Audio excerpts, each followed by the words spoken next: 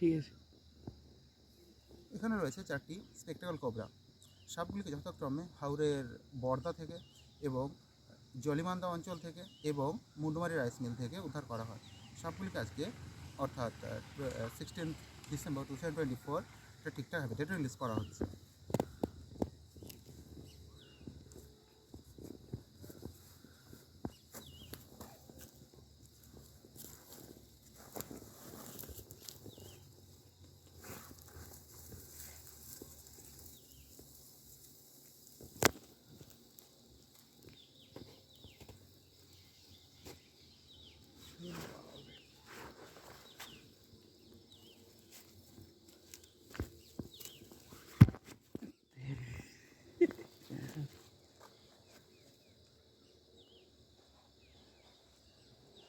চলে যাবে, বিভৎস লম্বা ছিল। হ্যাঁ সেটাই চলে যাবে, চলো পরে কথা হবে। একটু বয়স্কটা